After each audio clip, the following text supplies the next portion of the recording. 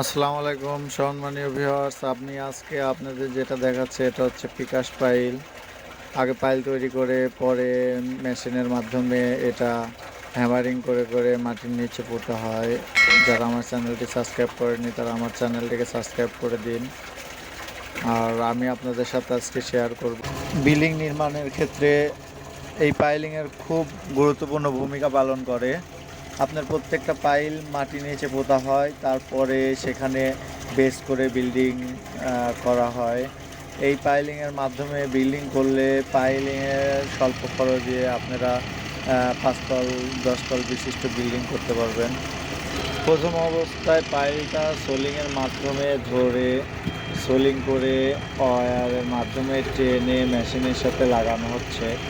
তার পরবর্তীতে পাইলটা হ্যামারের মাথার সাথে অ্যাডজাস্ট করা হবে। অ্যাডজাস্ট করার পরে হ্যামার স্টার্ট করতে হবে। হ্যামার স্টার্ট করলে ধীরে ধীরে পাইলটা নিচের দিকে পোতা শুরু হবে। এখানে হ্যামার লাগানো হচ্ছে।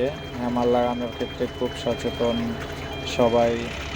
হ্যামার লাগানো শেষ, এখন আমাদের পাইল পোতার অংশ শুরু হবে।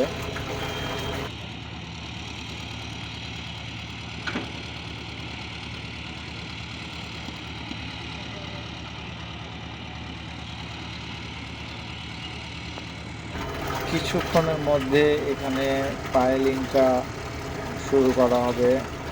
আপনার হ্যামার স্টার্ট করা হবে। হ্যামার স্টার্ট করলে আপনারা দেখতে পারবেন পাইলটা নিচের দিকে ঢুকবে।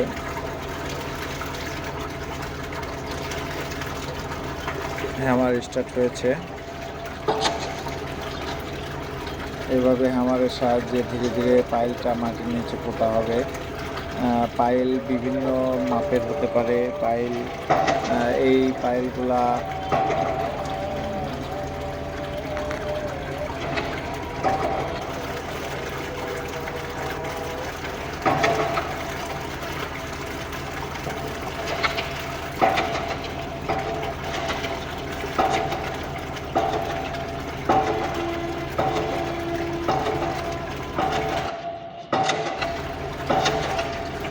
যারা আমার এই চ্যানেলটা সাবস্ক্রাইব করেনি তারা সাবস্ক্রাইব করে দেবেন।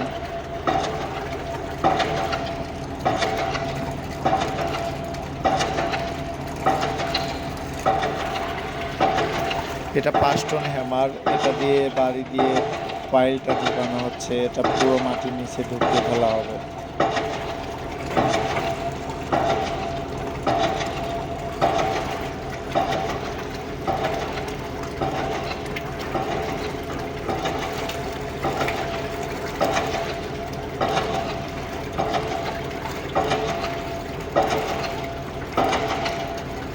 উপরে পাইলটা অনেক সহজেই ঢুকছিল, কিন্তু মনে হচ্ছে নিচের অংশটা অনেক শক্ত, যার কারণে নিচে ঢুকতে অনেক সময় নিচ্ছে।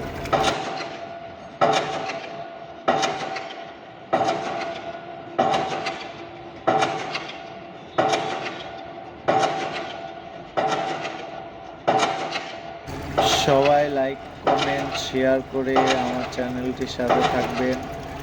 সবাইকে ধন্যবাদ। আসসালামু আলাইকুম। হয়তোবা আগামী সময় কোনো নির্দিষ্ট কোনো ভিডিও নিয়ে আমি আপনাদের সামনে হাজির হব। আল্লাহ হাফেজ।